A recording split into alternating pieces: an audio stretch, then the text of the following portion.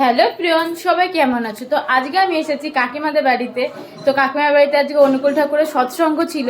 তো আমি এসেছি অনেকক্ষণ, 2-3 ঘন্টার বেশি হয়ে গেল। তো আমি এসে আমার একদম মনেই নেই যে ব্লগ করার কথা।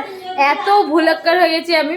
তো এটা বিগত 1 মাস বা 15 দিন আগেকার ভিডিও। তো তোমরা জানো কতটা ল্যাথখোর আমি, সবসময় ব্লগ দিতে অনেকটা লেট করি। আর জানো তো, জানি না কেন সবাই একসাথে থাকলে আমি ব্লগ করতেই ভুলে যাই। আমার মা আমাকে সবসময় মনে করে যায়, এই ভিডিও ক্লিপটা নিয়েছিস, ওই ভিডিও ক্লিপটা নিয়েছিস।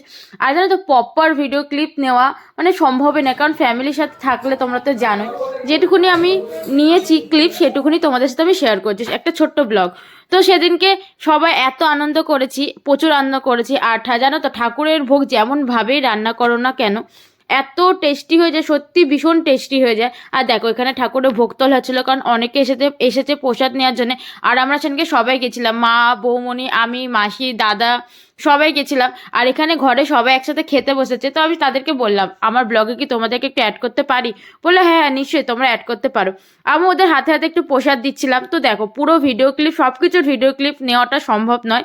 যেটুকু নিয়েছি সেটুকুনি তোমাদের সাথে শেয়ার করলাম। আর আমার রাতও হচ্ছিল, আমাকে বাড়িও আসতে হবে, যার জন্য আমি আরও তাড়াহুড়ো করছিলাম। সেদিনকে অনেকটাই কি ভালোই ঠান্ডা পড়েছিল। তো কাকা বললো কি, আর দেখেছো আমি প্রসাদ নিয়ে একবার এদিক ঘুরছি একবার ওদিক ঘুরছি। আর পেছনে ওটাকে দেখছো, নন্দকে, ওটা হচ্ছে যে কাকিমার ছেলে, তোমরা জানো।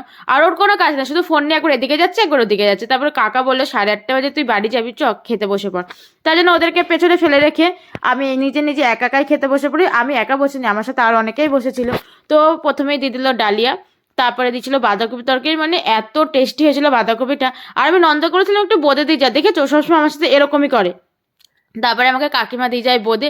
আর জানো তো, বিগত 8-9 বছর বাদে আমি সাইকেলে বসলাম। কাকা বললো কি, রাত্রি 9টা বাজে তুই টোটো পাবে কি পাবি না, চতকে আমি বাড়ি পর্যন্ত দিয়ে আসি।